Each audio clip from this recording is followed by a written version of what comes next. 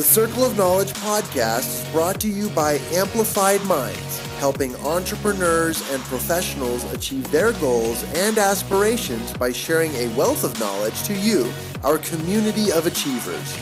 This podcast features best-selling industry resources, interviews, and the professional panel discussion by the core team at Amplified Minds. Now, here are their discussions.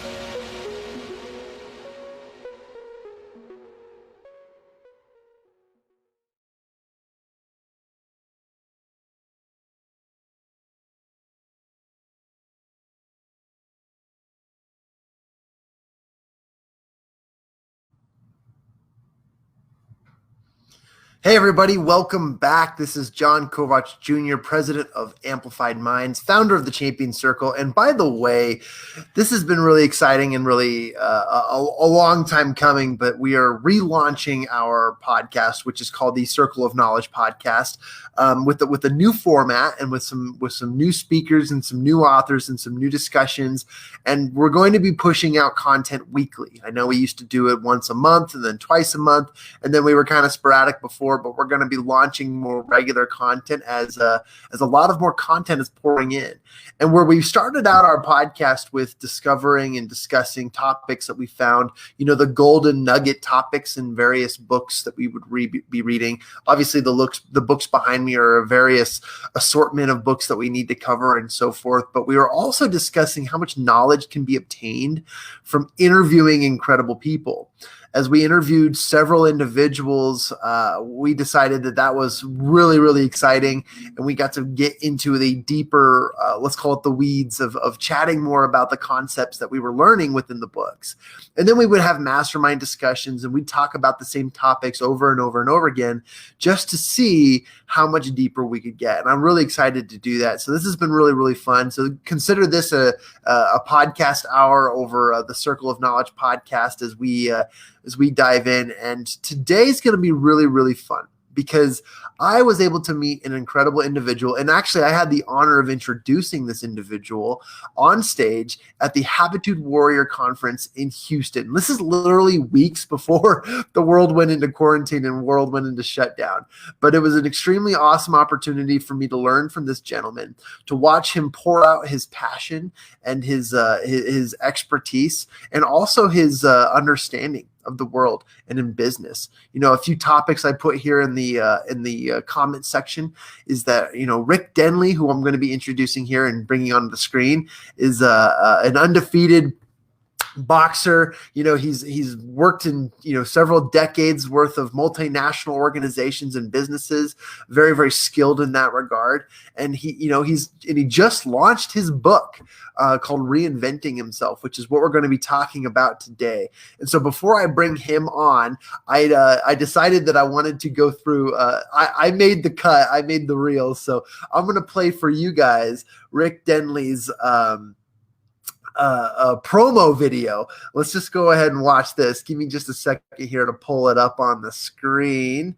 And I am going to share this beautiful screen here and watch the inversion come from all this. Check it out. Okay, cool. And then I'm going to open that and we're going to press play. A round of applause and welcome to the stage, Rick Denley.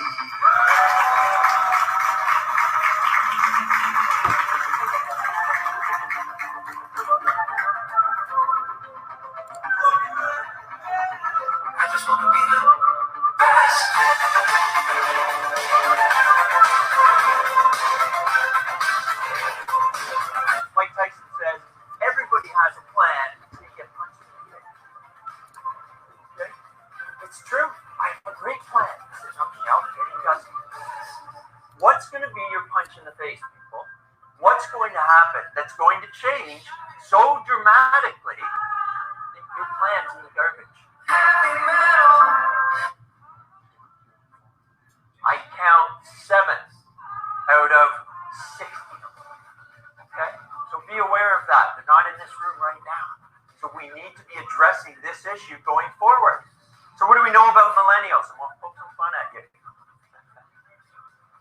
Okay. In millennial generation, blame me, I raised 2 of them. And even network Case in point, 7 out of 61 people in this room are millennials because they don't network like we did in our generations. It's different now, and we have to adapt to it if we're going to survive. So what do we do for these millennials? Make it easy for them to source all of our products and services. Show our social values, and if you don't have them with your company, you need to develop them. That's crucial to them even coming to work. Science fiction.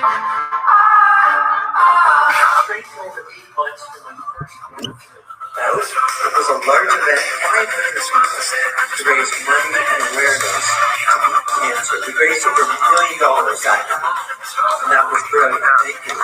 Yeah, that was great to have everybody come out. Yes, I will. On your card there, that night there.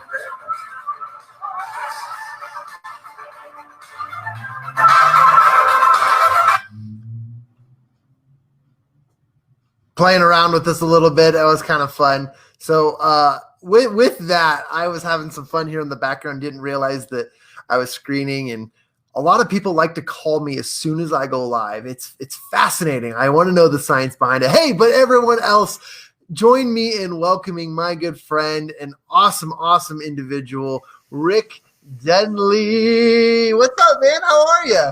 There he is, John Kovacs Jr. I'm doing fantastic, thank you. How are you? Oh, I'm doing so well, and I'm glad that we could do this, and I'm glad that we could connect over this. It's been a while. I wanted to do this the week of your launch, but this just seemed to kind of be the time frame that worked out, and I'm super excited to chat with you. And I have a few surprises for you later. But tell us a little bit about yourself, especially with where you're at right now. You're based in Toronto, is that correct? I am, yeah. Born and raised here in Toronto. Very well traveled through the business. Thank you very much for that very kind introduction. I spent about 30 years, 3 decades, working for multinationals, helping lead organizations in the automation industry. I'm actually an engineer by trade, which might shock a few people. So a very high-tech industry that I was involved in, such as robotics and automation and manufacturing, all different industries, verticals, including pharmaceutical, food and beverage, automotive, just to name a few. So it's been a great run, a great career doing that for 30 years, and the opportunity to lead, organizations, but more importantly, to lead people. And that's what I've really enjoyed doing more than anything else. And let's see, about three and a half years ago, made a shift away from corporate world, started up my own business, which was in the area of advising and consulting and really growth. How do we help individuals grow, and how do we help organizations really punch through their growth ceiling? How do we get to where we want to be? And that's where my passion lies. That's incredible. So let's go a little bit further back. Tell us about younger Rick Denley, and tell us how you got into all of this business, international travel, all of this stuff. What was kind of the starting point of all of it? Yeah, that's a great question. I've been asked that before, although there's a little bit of that history in my book as well that talks about it. If you go back to the point, real turning point for me in my life would have been when my dad came to me, and I have an older brother and an older sister. And what happens is in society, we fall into routines, right? And we fall into the same pathways as everybody else. They went to university here in Canada, in Toronto, both of them in business and marketing. Boy, I should probably do that too. And that's what I applied to. Then my dad pulled me aside. He said, look, you are so good with your hands and technology. I used to, at the time, back since the time I was probably 7 or 8, I fixed things, usually because I broke them. But I fixed them. And then it moved on to bicycles. And then it moved on to motorcycles. And then it moved on to cars. And I really enjoyed that aspect, mechanical, electrical, whatever it might be. Now, to be upfront with you, I spent a lot of my high school years playing sports and not so much focused on the academics. So I didn't have the grades to get into a good university for engineering. So I took another route at the time, which was more of a technical school and a college. And I went there, and that's because my dad said, why don't you do that? That's where your passion is. That's where you're good at. But society looks at things differently and says, oh, well, you should go here. It's better. Well, what's better? Whatever's better is what's best for you, not what others think. or what society has trained us to think. So long story short, in that one, I went through for technical and I got some engineering type of academics there and graduated with that, and then went to pursue that with large organizations in engineering and did some engineering for a period of time. It didn't take long for me to realize that that really wasn't where I belonged, that I belonged in working with people, helping solve their problems and issues. And I actually went into sales. And that's what selling is at the end of the day. You're helping somebody solve an issue or a problem. So I did that for years and then grew through the ranks. And then I wanted to help more people. So I became manager and leader in that area before I was country manager for organizations, always looking to help people and make them the best that they could be. And then I also had to do the formal academics to keep up with it, which was great. And the timing was better for that for me as well. So that's a little bit of the history of how I got to where I am.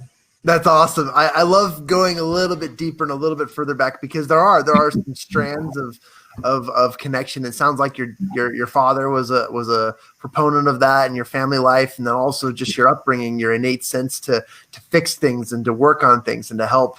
And that's led you all the way down here. And now I might interject and just tell everyone how you and I met. And wanted to shout out to Erik Swanson and the Habitude Warrior team, because I had the opportunity. There he is. With me, he's here right now. Say hi. And he might jump on later. Oh man, we were in Houston, Texas at the Habitude Warrior conference, the beginning of the Habitude Warrior Legends Legends tour, and Rick Denley was one of the speakers, and I had the opportunity and the honor of introducing him and then interviewing him after interviewing you at the after your speech. But one of the things that touched me the most, and I'm grateful for Erik and making this connection and allowing us to have this moment. But one of the things you had talked to me beforehand was, you said there's a lady in the audience, and you had identified this woman, you had chatted with her and so forth. You said there's a lady in the audience who I want to talk about and bring her story into connection because of your connection to cancer. And that, as a speaker, and privately taking notes and thinking, wow, this individual not only cares about the audience itself, but the individuals in the seats within he's speaking to. And I thought this blew me away, and it was so touching. I didn't know if you wanted to add to that or not, but I wanted to just kind of lead in with one of my first impressions with Rick Denley was his conversation with me saying, hey, when you get a chance, will you hand the microphone to this lady I'm going to pick out who has an experience with cancer? And that was a touching moment back there in Houston. Yeah, thanks for sharing that, John. It's true. You get to know on a 2 or 3 day type of summit like we were on, there's some really there's usually a close-knit group of people that's in the audience that stays around for everything. We had a book signing one night, which was great. We signed these amazing magazines that were put together by Brian, right, who's on this. I see him here. Hi, Brian. And these are fabulous. And some people stayed around and they wanted signatures on them, which was great. But it gives you an opportunity to understand the people that you're going to be speaking to. And I hadn't taken to stage yet, which was a good opportunity. So I spoke with this woman named Kim, and she had told me that she had gone through and survived cancer and what it took for her to do that. And I really enjoyed her story. And you get up on stage and you have your story to tell. But at the end of the day, it's about the people that came to see and hear about everybody. And I had you hand the mic over to her, which was brilliant. And she told her story and what it took for her to get through cancer and where she's at now. And it's those type of stories that led me to, create this book here on reinventing yourself, because we all have to reinvent ourselves over time because of change that comes our way. And she was a great speaker, and I really appreciated her talking about her journey, which was great. And, that took a lot out of her, but it was really about, as I mentioned, the people. And that's why we're there to help out.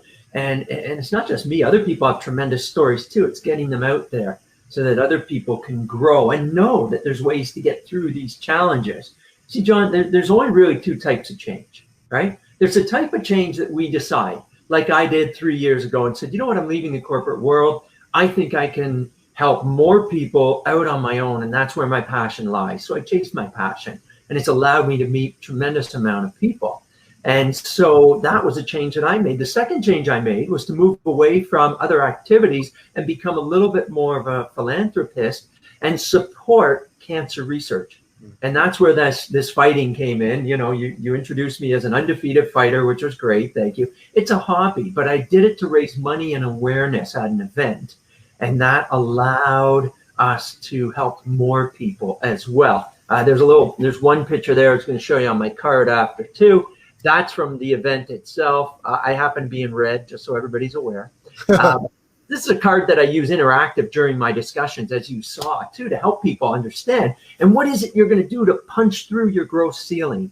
Whatever mission, or movement you're on right now, what is it you're going to need to do? And that's what I like to do and talk about. And the book was put together to help people create a blueprint to get to where they want to be, to reinvent themselves. Now, I mentioned one type of change that we create. The second type of change is the change that we didn't ask for. It's the one that comes our way, even when we have a plan. And we talked about the fact that everybody has a plan until you get punched in the face. And I have been punched in the face several times. However, the key is, how do you reinvent yourself when that happens? COVID-19 has now put everybody in that position.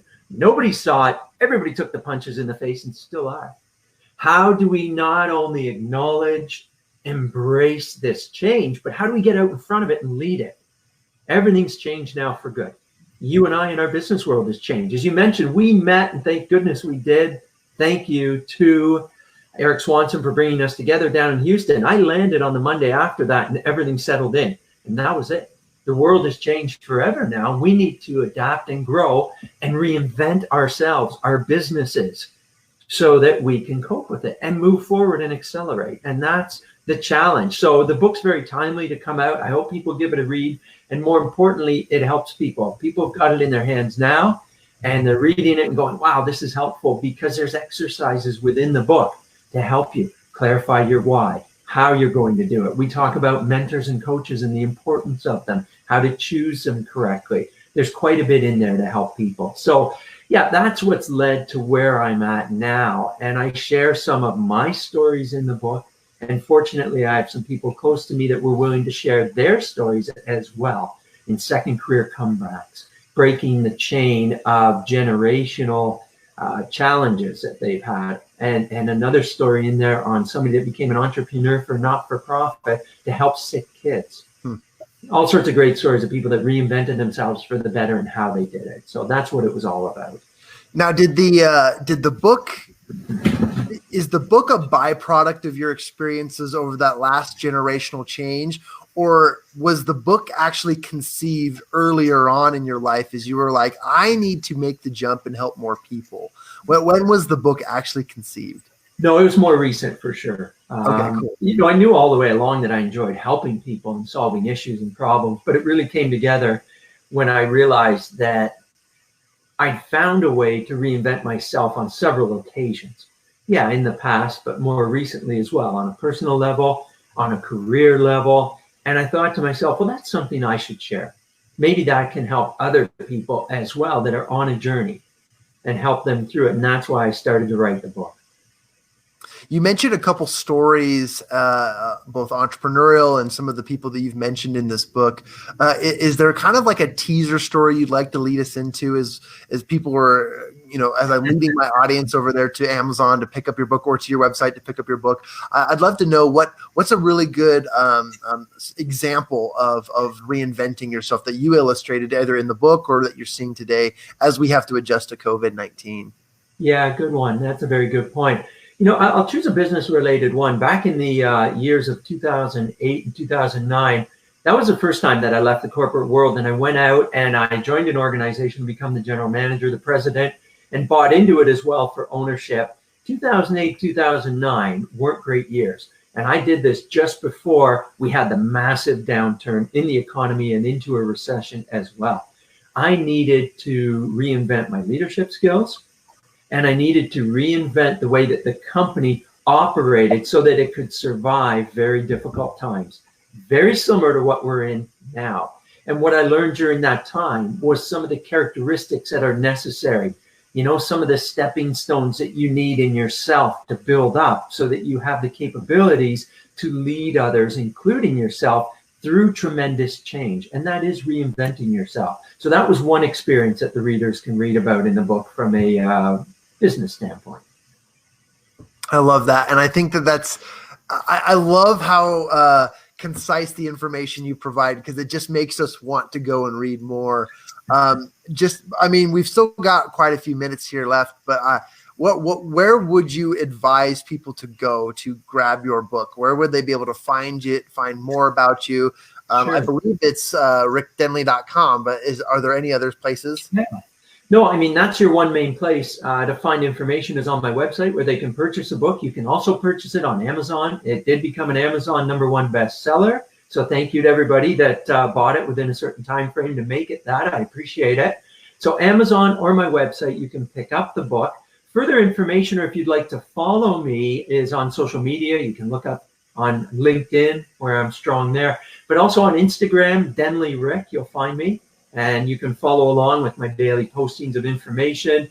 On my website, I post recent articles that are important to people so that they can be reading up and staying current on information that helps them in many different ways as well. Typing that in here in the comments section.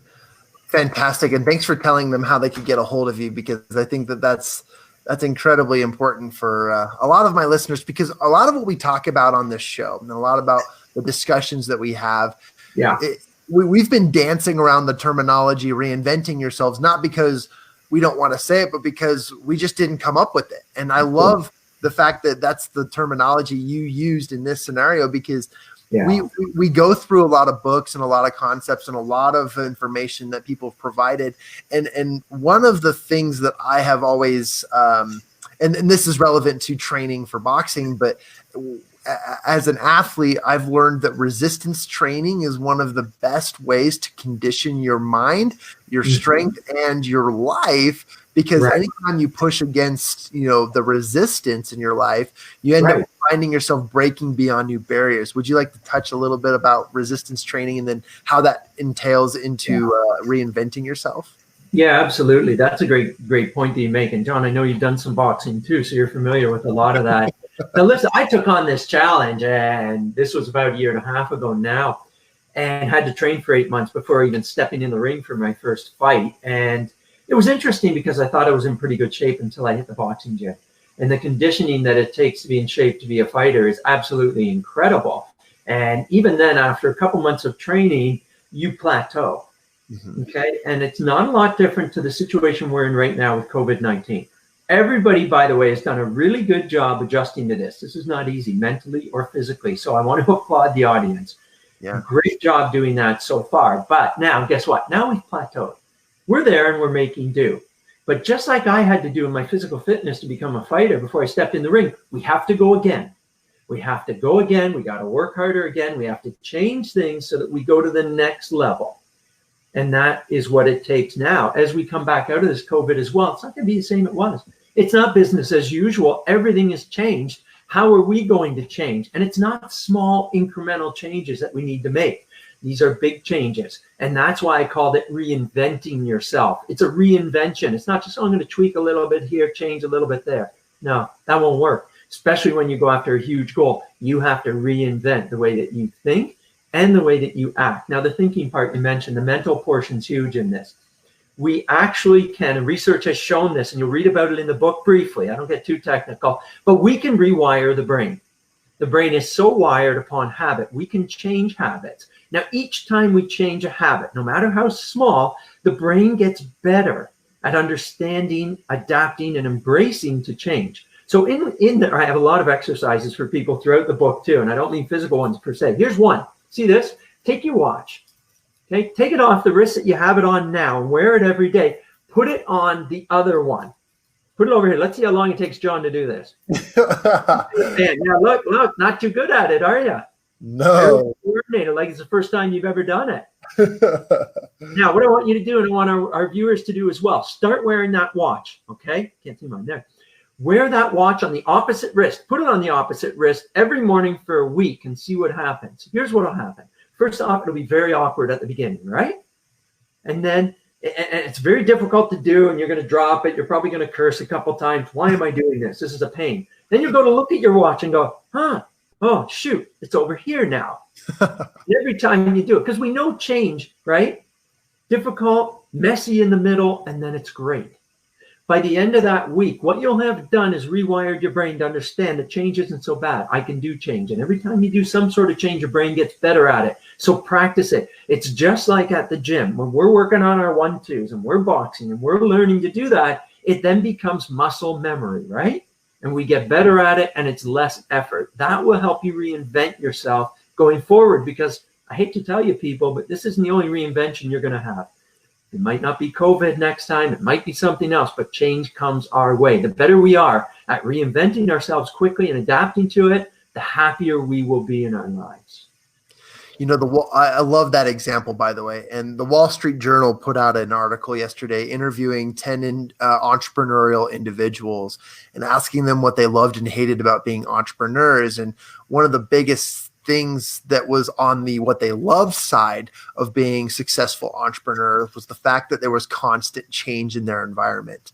And I think that just alludes to the fact that we obviously need to learn and adapt to change, but also to be willing to accept it and push through it. Now that I have this on my right arm, I'm going to go about my day, and I'm probably going to look at this arm and go, oh, wait, that was dumb, and keep looking at it. But I absolutely love that. So as we kind of wrap up our conversation discussion here, I have 2 questions I love to ask on this show. These are what we kind of build out to be. And since it's the circle of knowledge, thinking about what golden nugget of knowledge as our listeners are getting your book, as they're reading the stories, and as they're deciding in their life where they're going to start reinventing themselves, you showed a great example.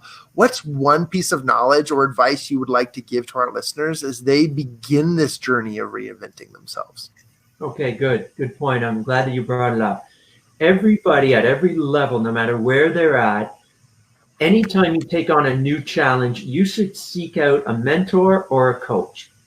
Whether you've had 30 years experience at it like I have, or whether you're brand new like I was at boxing. I wouldn't have made it to the ring and been successful in my fight if I didn't have great coaching and great mentors. In the book, there's a chapter on choosing good mentors and coaches.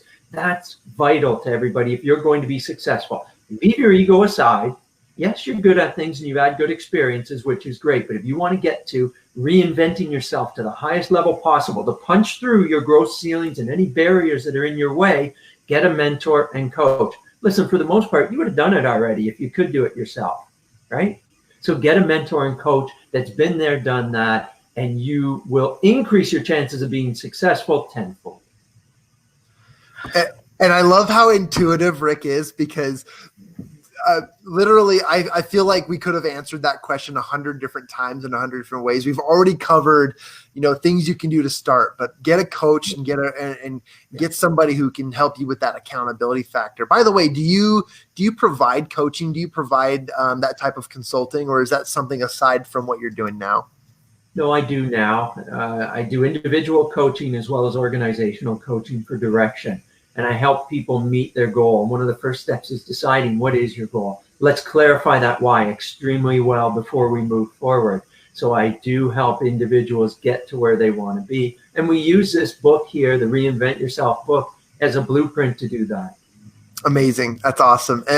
And the reason why I said intuitive earlier is because the final question I love asking on the show is to challenge my listeners, challenge everyone in our audience to do something. And let's create a challenge. I mean, whether it's changing your watch over to the other hand, or go and research a coach, go to rickdenley.com and look into what he can provide you and how you can use the book and the blueprint working with Rick to do that. But what's a challenge that we can issue to our listeners in this audience right now that will help them begin that path, that will help them experience and just struggle and to begin the process of reinventing themselves?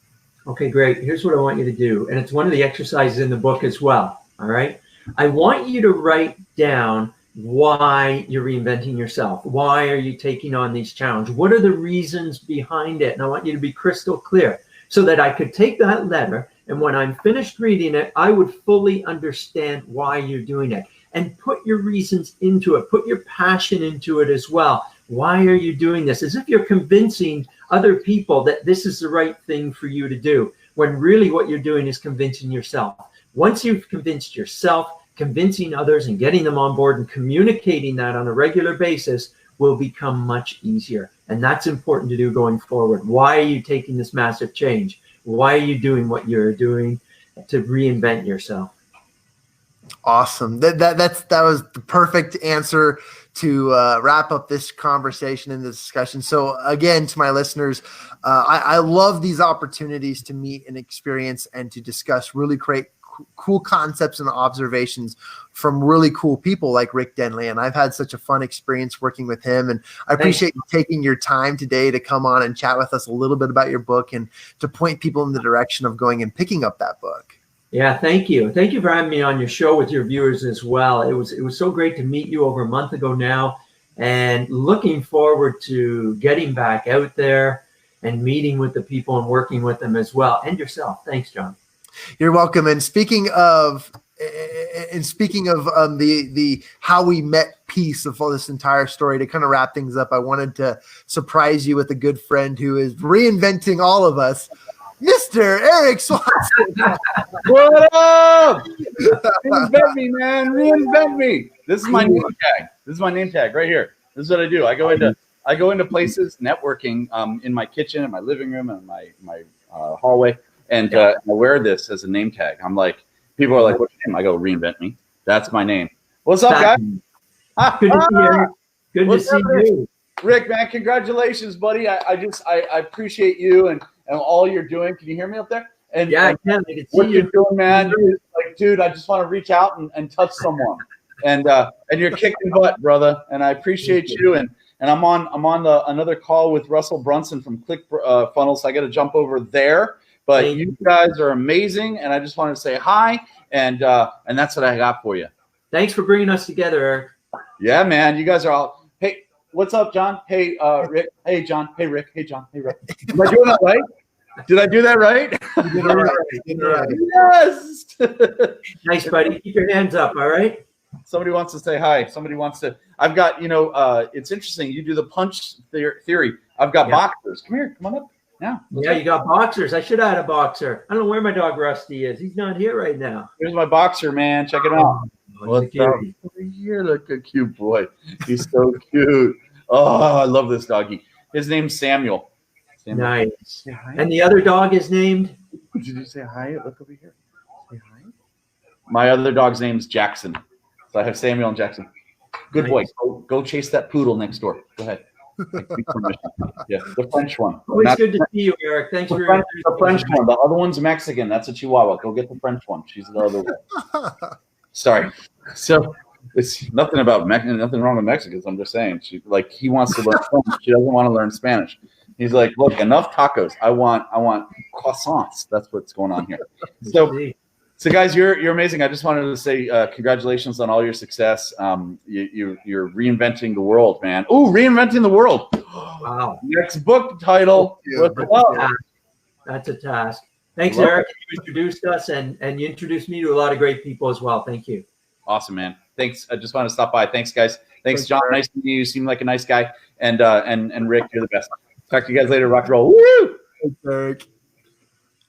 Well, that was a great surprise. Yeah, Eric's a wonderful person. He puts on a great summit and things as well, and introduced me to so many tremendous people, including yourself, John. So I'm very grateful for that, and I know that we'll continue that virtually for a while, and then we'll get back in person eventually. Hey, the second that the doors open and the gates are available, let's plan a trip to Toronto. I'd love to come up there and see you, and that would be fantastic. I love that. I ordered right before this call, I ordered my physical copy. I've got the day you became a bestseller, I got my virtual copy, but I'm ready for the physical copy now. So I can't wait to get that, and I'll take a picture and show you when it arrives, but can't wait to read the physical pages of the stuff you created. Terrific. If your viewers just want a little snapshot of it as well, they can go to Amazon and do the look inside. There's something there. If they head over to my website, www.rickdenley.com, and subscribe, I'll send them out the first chapter. That's fantastic. Well, thank you for that offer. Thank you for that gift. And thank you for sharing your knowledge and honestly, Rick, I appreciate the conversations. And if we can do this again, just reach out to me and I'll reach out to you too. Happy to promote, happy to connect you. And then also with my audience, if you guys have any questions, would like to get in touch with Rick personally, reach out to him on social media. And that's a great place to get a hold of him. And Rick, this is awesome. Let's go do this, man. I appreciate you.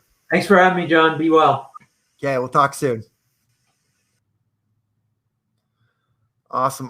Well, I'm so pumped and I'm so excited about the conversations I get to have with some of the coolest people. And again, I bring Erik on here because it's so powerful to just remember where you come from and who you've met and how you've met them.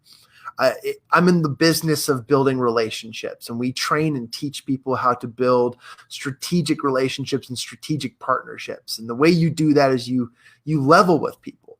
And I told you my story about meeting with Rick for the first time and how he absolutely blew me away and touched me the first time because he had an interest in the audience members as well as the overall message that was going to be touching the audience. And there's a difference because as speakers, we're interested in several things where we have our message, we have our presentation.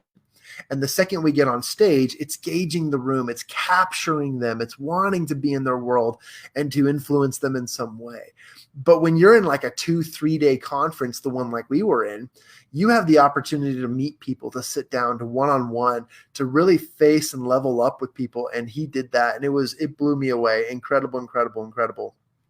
And I love that because I personally believe in my philosophy and the information that I sure regurgitate out every day is that it's important for us to see people as people. Now I'm reinventing myself in the form of sales. I've spent the last 3 weeks studying sales. I've consulted one of my mentors and quite a few other people in sales because I was under the impression that things had to change because COVID-19. But I love how Rick said it, and he said it best. You've got to pivot. You've got to fix. You've got to change and reinvent. And I love that because a lot of the core principles of sales and marketing and advertising and communication, none of them changed when COVID-19 struck. But what did change was our attitude and the habits that we put in play, as well as just the tactics. But the objective, the strategy, still the same. And how you help, how you serve, how you connect with people, and how you build relationships. And a lot of people forget that. A lot of people forget that a lot of what we need to do in this time is to reach out and serve one another. And then as we spend more time serving one another, providing value in the way that leads to action, that you create so much more than just activity, just charity and so forth. And I love that and appreciate that. So as we begin and continue to develop this dialogue of building relationships at a strategic level, I mean, the kinds of relationships that actually get you paid, the relationships that lead to prosperous and profitable relationships like business partnerships, affiliate memberships and partnerships, anything in regards to building entire circles of influence by the way of Facebook communities. I was on a call just yesterday with a good friend, and this friend's been on the show before. And we were talking about how to influence people during times of COVID. And it became extremely clear to me that there are people who have already built communities and built circles around them, circles of influence. And what I'm talking about is their networks, right? That's the archaic word that I'm going back to. I love the word network, but it's so overused. So I've been avoiding it, but it's unavoidable. Network is the word. And you see the word network associates with who you know. And as I realized that there are people that have access to networks that I don't know, and I am going to spend hours upon hours rebuilding networks if I try to build people around particular interests and so forth. I wanted to highlight Rick's comment below. He says, "Thanks for having me on the show." I appreciate you, Rick, and shout out to you, man. I can't wait till the next time we can hang out.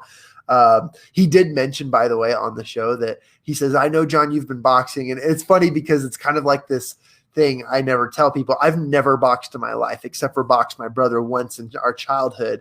And that was a funny story, but I allude to the fact that I've been an athlete my entire life, and I've been in athletics, and I actually use boxing references a lot. So it actually puts me in this little corner that people think that I may have boxed. So to set the record straight, I've never boxed, but I love it because I portray that in some of the things that I do. You know, this awesome mug, and maybe it's my broken nose. If you guys haven't ever noticed, I actually here I go. I went on a tangent, ADHD, but I actually, here it is. I grow this eyebrow out just a little bit more to straighten my face up, because if I pull away, here we go. If I pull away this, there we go, straighten my head, you will notice that my nose is crooked. And the reason is not because of a boxing match, but because of a basketball match. Hitting the face way too many times. Yeah, putting up some fists or a ball thrown at my face. But I've broken my nose and it is not straight. So I reinvent my face. There you go. Anyways, back to the topic of building relationships. I just want to finish off today's hour and share with you guys the importance of aligning with real people. And as I recognize that other people have built relationships and have built communities and networks around them, it's now imperative to become an influencer, not by having thousands of excuse me, by having thousands of followers yourself. I'm going to take a swig of water here.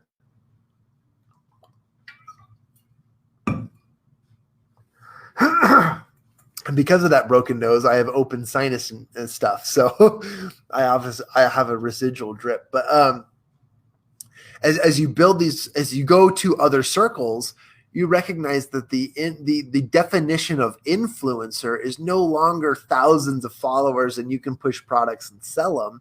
The definition of influence and influencers is how you can infiltrate, build respect and relationships with other circles, and build in those communities.